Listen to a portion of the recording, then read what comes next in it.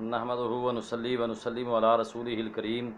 اما بعد فاعوذ باللہ من الشیطان الرجیم، بسم اللہ الرحمن الرحیم۔ آیت المنافق ثلاث، ان صام و صلی و زعم انہ مسلم اذا حدث کذب و اذا وعد اخلف و اذا اؤتمن خان۔ نبی رحمت رسول معظم صلی اللہ علیہ وآلہ وسلم نے فرمایا کہ آیت المنافق، منافق کی تین نشانیاں، آیت المنافق کی ثلاث، منافق کی تین نشانیاں ہیں۔ ان صامہ و صلی و زعم انہ مسلم، اگرچہ وہ نماز بھی پڑھتا ہو، روزے بھی رکھتا ہو اور اپنے آپ کو مسلمان بھی سمجھتا کہلاتا ہو، تو جس وقت اس میں یہ تین نشانیاں، تین صفات پائی جائیں گی تو وہ بندہ پکا منافق ہے جس میں یہ تین صفات موجود ہوں۔ تو ہم نے اپنا جائزہ لینا ہے، تو میں وہ صفات بیان کرنے سے پہلے اپنے احباب سے عرض کروں گا کہ اس حدیث کو مکمل سماعت فرمائیے گا۔ حضور فرماتے ہیں کہ یہ اپنے آپ کو، یہ روزے بھی رکھتا ہے، نماز بھی پڑھتا ہے اور مسلمان بھی کہتا، سنتا، سمجھتا ہے کہ میں مسلمان ہوں، کہلاتا بھی مسلمان ہے، نام مسلمانوں والے ہیں، نمازیں بھی پڑھ رہا ہے، روزے بھی رکھ رہا ہے، لیکن اس کے باوجود یہ پکا منافق ہے۔ اگر تین صفات اس میں موجود ہیں تو ہم نے دیکھنا ہے خدا نہ خواستہ کہیں ہم میں سے کسی ایک کے اندر کوئی ایسی صفت تو نہیں ہے کہ جس کی وجہ سے ہمارے اندر کوئی نفاق کی نشانی موجود ہو۔ تو پہلی کیا فرمائی، اذا حدث کذب، جب بات کرتا ہے تو بات جھوٹی کرتا ہے، ہمیشہ جھوٹ بولتا ہے۔ جب بھی کوئی کلام کرتا ہے تو اس کے کلام میں، اس کی بات میں جھوٹ موجود ہوتا ہے، جھوٹ پایا جاتا ہے، بات بات پہ جھوٹ کرتا ہے۔ اور ہمارے ہاں اکثر معاشرے میں کئی لوگ ایسے ہمیں ملتے ہیں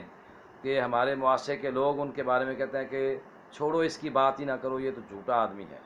یہ تو اس کے منہ سے تو نکلتا ہی جھوٹ ہے، اس نے کبھی سچ بولا ہی نہیں ہے، یعنی اس کی بات سننے کو بھی کوئی تیار نہیں ہوتا، یا اگر کوئی اس کی بات کرتا ہے تو لوگ اس کو جھوٹا کہہ کے رد کر دیتے ہیں۔ تو فرمایا اذا حدث کذب، جب بھی بات کرتا ہے تو جھوٹ بولتا ہے، ہمیشہ جھوٹ کا سہارا لیتا ہے، ہر بات میں جھوٹ، بے شک وہ شغل کے لیے، تماشے کے لیے، ہنسانے کے لیے، یا اپنے معاملات میں جھوٹ کا استعمال کرتا ہو، کاروبار میں جھوٹ کا استعمال کرتا ہو۔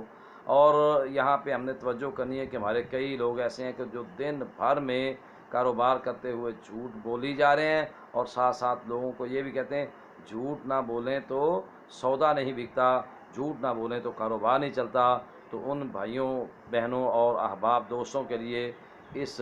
حدیث میں بڑا ہی لمحہ فکریہ ہے کہ حضور فرماتے ہیں یہ منافق کی نشانی ہے کہ بات بات پہ جھوٹ بولنا، ہر بات پہ جھوٹ بولنا۔ اور ہمارے ہاں اکثر بازاروں میں ریڑھی لگانے والے تک سے لے کر بڑے بڑے دکاندار اور بڑے بڑے جو نا وہ کاروباری لوگ جو ہیں وہ جھوٹ کے سہارے سے اپنا کاروبار چلا رہے ہیں، جبکہ یہ پکی منافق کی نشانی ہے کہ جب جھوٹ بولتا ہے تو وہ منافق ہے۔ دوسری فرمایا کہ وَإِذَا وَعَدَ أَخْلَفَ،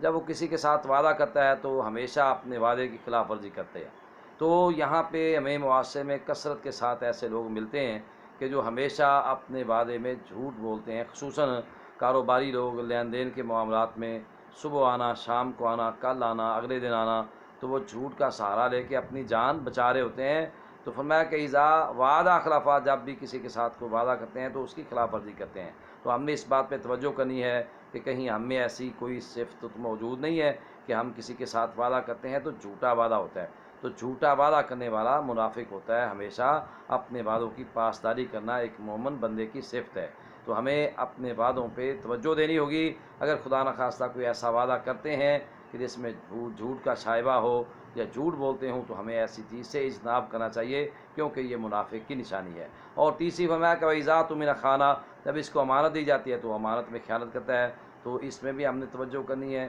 تو امانت میں خیانت بھی جھوٹ کے ساتھ ہی ہوتی ہے۔ تو ہمارے معاشرے میں بہت سارے لوگ ہمیں بھی ایسے بھی ملیں گے کہ جو امانت میں خیانت کرنا اپنی ہوشیاری اور چلاکی سمجھتے ہیں۔ وہ سمجھتے ہیں کہ ہم اپنی ہوشیاری چلاکی کے ساتھ لوگوں کو داؤ پیچ دے کے ان کی امانتوں میں کئی طرح سے خیانت کر کے ہم ان کو خوش بھی کر لیتے ہیں اور اپنا کام بھی نکال لیتے ہیں۔ تو یہ ان کی چالاکیاں، ان کی جو نا وہ زبان